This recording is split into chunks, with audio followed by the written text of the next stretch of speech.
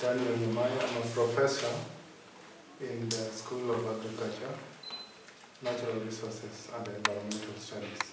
My area of specialty is agroforestry and natural resources. The School of Agriculture is guided by the mission to provide quality, relevant and applicable agricultural technologies and related natural resources.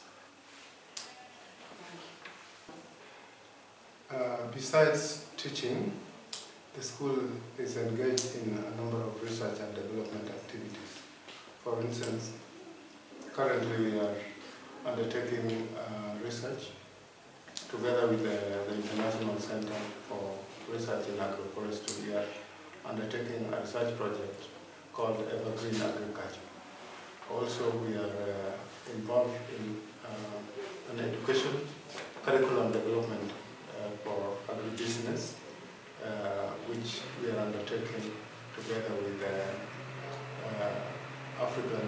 the Evergreen Agriculture project basically emphasizes the importance of tree crops in sustainable management of natural resources like soils, vegetation, biodiversity, and others.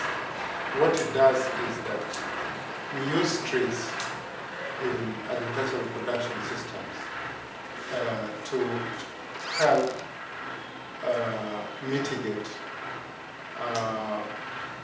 degradation effects like soil erosion,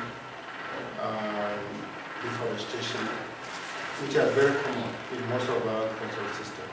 But we use trees which add soil fertility, they improve soil fertility, they are effective in supporting biodiversity conservation, and also they provide products like firewood, poles, timber, and even charcoal, which we also need as products in our daily life. So in other words, the trees not only improve or conserve the environment, but they also provide products which improve the livelihoods of people.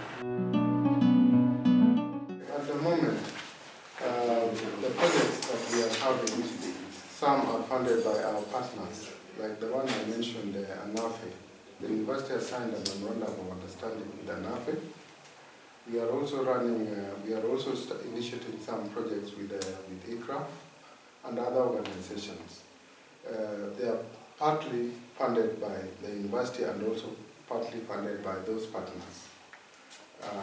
Because we are now in the process of developing them into formal projects that can attract donor funding.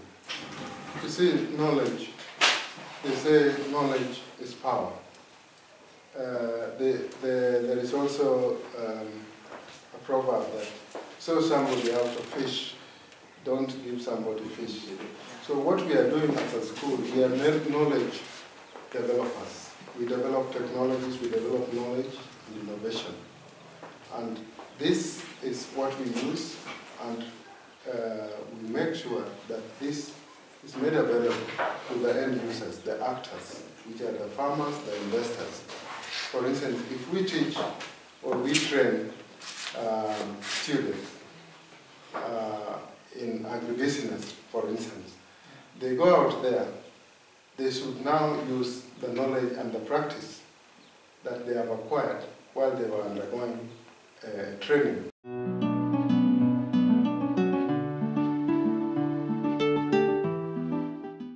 The knowledge and innovation, they will apply it on the farms, on the resources that are out there. So who owns these resources? It's the community, it is the farmers, it is the investors. So all these, we see them as critical stakeholders that are involved in the whole process of education, education to technology development continue. Thank you. Apart from the crop-related projects, are there any animal-related projects? Yes, the school, you see agriculture has many components. Agriculture has crop agriculture, animal agriculture, even aquaculture agriculture, even natural resources, even tree crops. So you cannot teach agriculture without those other components. So agriculture is whole. It includes horticulture. It is the entire practice of a farm enterprise that could involve animals, could involve crops, could involve trees, tree crops, fruit trees, and many, including aquaculture, fish farming. Not really, because at the moment we do not have what is called the necessary infrastructure, like what we call biosafety. We don't have the necessary biosafety infrastructure to engage in genetically modified microorganisms, GMOs. We don't have that because the conditions, one of the conditions for biosafety is that you should have things like quarantine facilities. You know what I mean by quarantine? Where you put an organism and it does not go out into the wild, and maybe, yeah, so we don't have that at the moment. So the universities, the schools' involvement in genetically modified organisms will be limited at this stage until such a time that we have acquired such facilities or infrastructure. Yes, I would say you can visit the tree nursery, which we are starting outside the gate there. We have received seeds and we have received varieties of seeds, both tree crops and horticultural crops, which we are germinating. We are in the process of germinating them and potting them, and we are going to plant them in the field in different areas in this greater locality, in the Lake Basin, so that we can demonstrate what we call best practices, best agricultural practices and natural resources. Why is it becoming increasingly important to talk about science and technology publicly? I think there are so many other reasons that can help us answer such a difficult question. But I think the main reason is that globally we are experiencing a lot of controversy when it comes to things that have to do with science and technology, new invention, biotechnology, organic technology.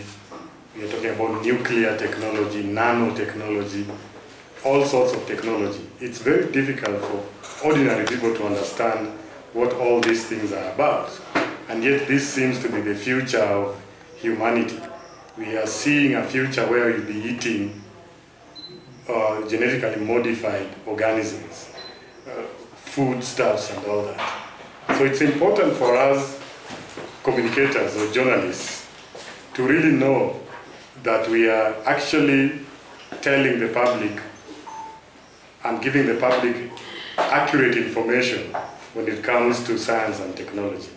We know this information comes from scientists, but scientists sometimes are too technical. They are too complicated. We don't really understand what they are saying. So it's the role of communicators, more so journalists, and to use the power of the media so that they can really translate what scientists are saying in a way that will be very useful for audiences out there, so that some of these things that they're trying to push forward, like global warming and environmental conservation, you know, the public should be able to buy those ideas and support them in those initiatives. Otherwise, if there's no proper communication between scientists, journalists, and the public, then the research we do, however much and useful we do it, it will be going down the drain. It won't reach the impact that it's supposed or meant to achieve.